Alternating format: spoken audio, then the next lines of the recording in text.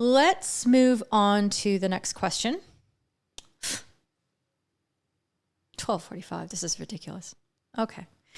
So during the Euros, I actually had quite a few people at me saying, it felt like there's more dissent at the Euros.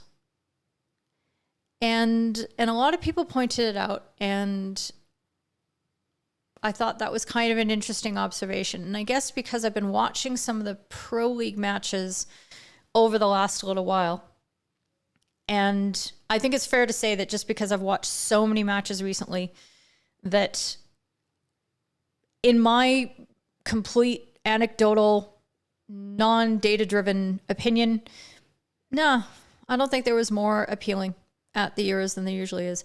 What was different was that you could hear it.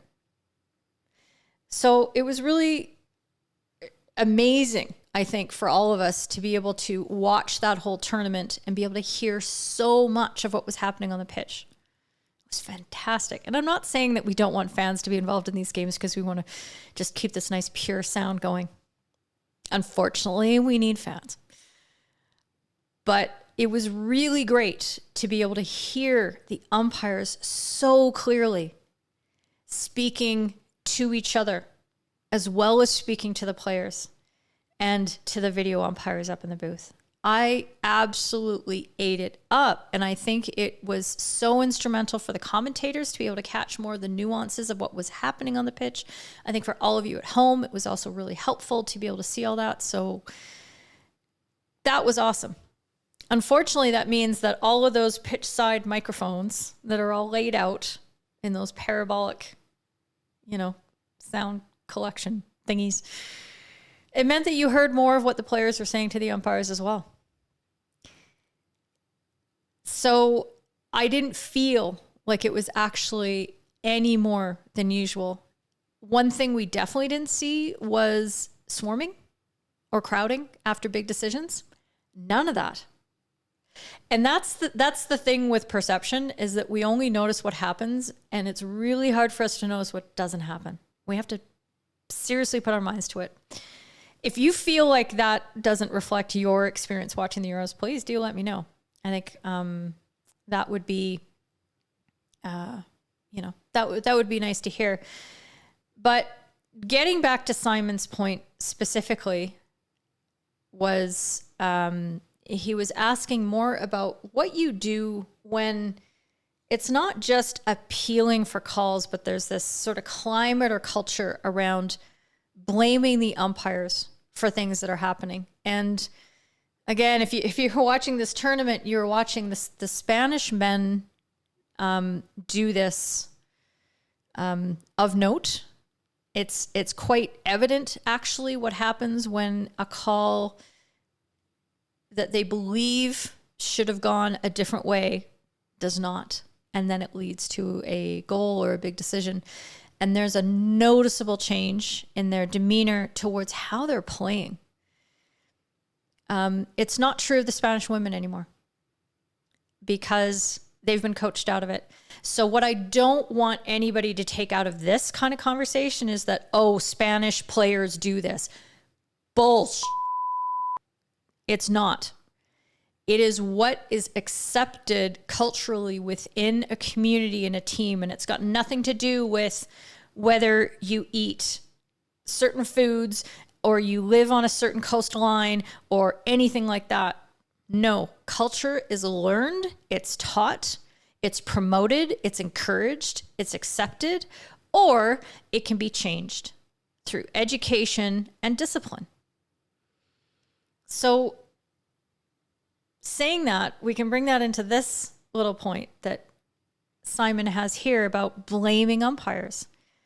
And a lot like for me, and I'd love to hear your ideas on this too, things that you think could be tried, can be done, your experiences with this kind of behavior as well. Please do let me know in the comments because I want to hear all about this. I think it's very similar to all the things that I was talking about in one of the One Up Wednesdays before Christmas, where I was talking about talking to fans and humanizing umpires to spectators and fans. we tend to, when we're under pressure, when it's a bad atmosphere and a bad mood, and maybe we've been umpiring a certain team, or there's a certain division or something like that, where we don't get treated the way that we should. And it's an acrimonious atmosphere, and we tend to pull back, and we don't want to make ourselves vulnerable. And I would encourage every one of you to just find a little bit of extra in your belly there, and put yourself in that position.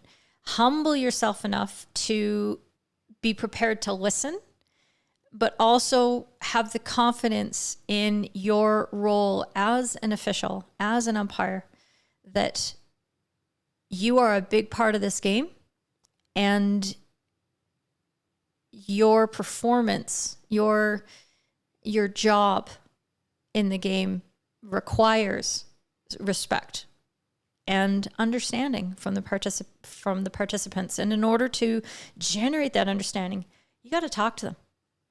You got to find out how they're feeling.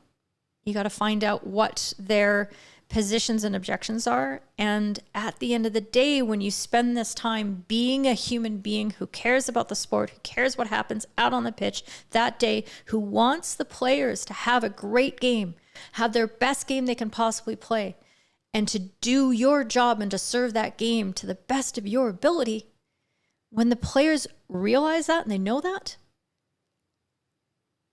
they're not going to blame you as much. Because it's really hard to blame somebody you know. As soon as you're humanized and you're no longer just an object, an alien, a class of whatever, the blame does not. It doesn't sound as authentic coming out of your own mouth if you are that player who is casting about. And I think that is really sort of the essence of what you can concretely do. Posters are great, Instagram, inspirational posts, and hashtag campaigns and things like that. It's all nice. It's all good for awareness, but it has to be backed up with the human touch and the humanity behind it. And we need to be willing to put ourselves out there. And sometimes it does mean for us to be able to put up our hands and say, yep, I did absolutely make that mistake, and I apologize. And I'm working to be better all of the time. But do not accept anybody hinging a game result on one call you made, because that is simply not factually or logically ever correct. End of story. Unless the match that you've just umpired is a single shootout to declare the winner, not even a set of shootouts, nope, just one shootout. Unless you have one call to make in one shootout and that declares the winner of the game, you could not have possibly been the cause of the result. I'm not saying that you can't have a bad game. I'm not saying that the accumulation of the, 650 approximate decisions and non-blown decisions that you make in a game, that you can shape how that game unfolds and that you can have a negative impact. Absolutely you can. Can you determine whether a team wins or loses? No, you cannot. So talking to players about concepts like that, I think, is important. And it's not about going, yeah, well, remember that time in the second quarter where you were on a breakaway and you dribbled it off your own foot? And I had to call that? Do you remember that? Because that was a pretty big mess up on your part. It's not about acting like that, but it's about pointing out, look, there are all these different variables, all these plays. It's like just a beautiful, big mashup of events. And that's why sport is glorious. Because all of these things make up the game. That's why we don't just watch a highlight and go, yep, I watched that game now. It's not good enough. It's not big enough because you need to see all the little moments and all the little things and all the decisions and the mistakes and the successes and the failures and the sheer accidents and the moments of brilliance. All of those things go in, and that's why we watch a hockey match for 90 minutes, for a whole Keeley hour. There's my rant. Staying communication and humor will go a long way. Absolutely. And humility. Swampy requires the umpire to be open to being wrong too. It absolutely does. And that's where that give and take and that humanity comes in, right? Show that and it's good. AJ Small has just walked in the building. Good to see you, friend. I'm glad you're here. I'm saying that a full game, this is why I make the joke about the Keeley hour, Niels, is that I say that the stream is going to take 60 minutes, just like a hockey match is 60 minutes of play at international level. But for some reason, it always takes us 90 minutes to watch it. Intermission, breaks in the quarters, stopping time for penalty corners and for goals. Now you see why it all comes together. There's a beautiful symmetry, and that's why I have an internal clock that when it gets to 90 minutes, I'm like, okay, I'm done. No more talks. No more talkie. It's all done. Okay.